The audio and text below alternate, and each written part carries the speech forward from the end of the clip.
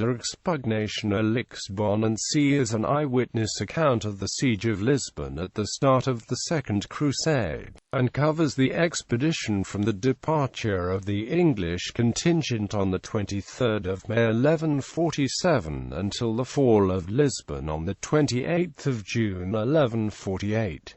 It was written in Latin by one Raol, an Anglo-Fleming and probably a chaplain of Hervey of Glanvill in the army from East Anglia. It is an important source for the organization of the Crusade, especially among the middle ranks of society. An English translation by Charles Wendell David appeared in 1936 and was reprinted in 2001. Manuscript. De expugnatione is entitled in its sole manuscript. Its first English editor, William Stubbs, gave it its modern title, which was picked up by Charles Wendell David, who preferred it for its similarity to the titles used by the Lisbon Academy, by Reinhold Pauli for his German edition of some excerpts, and in the bibliographies of August Potthast and August Molina. Charles Purton Cooper, in recognition of the text's form as an epistle, designates the expugnatione Anglicized Epistula de expugnatione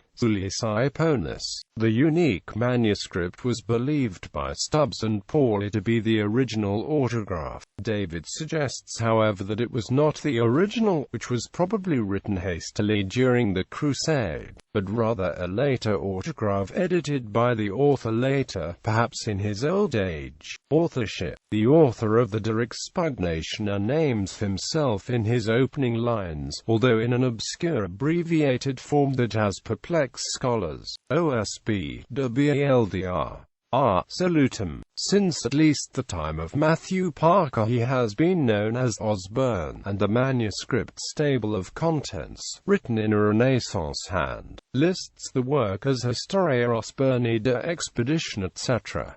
This purely conjectural name has been oft repeated and has become traditional. Ulrich Kosak, in his doctoral dissertation, argued that Osborne was an Anglo-Norman on the grounds that he showed a marked preference for narrating the deeds. Pauli argued the same on the grounds that he used Gallicism, like Garciones, but he also used Anglicisms, like Wormer. He probably hailed from the east of England, for the men of Suffolk appear frequently in his account, such as the 7 youths of Ipswich who defended the siege tower from the protection of a WorldCat. Speeches. De expugnatione contains 3 speeches about crusading, from the mouths of 3 different men: Pedro Pitos, Bishop of Porto, Hervey de Glanvill, and an anonymous, certain priest, possibly Raol himself. They are not verbatim reports, more or less formal reconstructions. The bishop, who persuaded the Crusaders to turn aside and attack Lisbon, had seen his own cathedral of Santa Maria plundered by the Muslims in 1140, when they took off with some liturgical vestments and killed and enslaved members of his clergy. To incite them to his aid, Pedro called the Crusaders God's people, who were on a blessed pilgrimage, and told them that the praiseworthy thing is not to have been to Jerusalem, but to have lived a good life while on the way. His pleading lacks confidence, suggesting ethical uncertainty, and his sermon, based on Augustine, Isidore and Ivo of Chartres, is dry. But his use of the crusade for an attack on Lisbon suggests that concept was still flexible and could be detached from the pilgrimage to Jerusalem. At that point in time, in his effort to soothe the Crusaders' consciences, he urged them to act like good soldiers, and affirmed that sin is not in waging war, but in waging war for the sake of plunder, and, when a war had been entered upon by God's will, it is not permitted to doubt that it has been rightly undertaken. The bishop ultimately offered to pay the Crusaders for their assistance, and did so with plunder from the successful siege. Hervey's speech appeals to family pride, the desire for glory, the councils of honor, and the unity to which the Crusaders had sworn at the onset of the expedition. The priest, after reminding the soldiers that the Muslims had desecrated a cross with the filth of the posteriors, held up a relic of the true cross and reduced the host to tears before assuring them that, in this sign, if you do not hesitate, you'll conquer.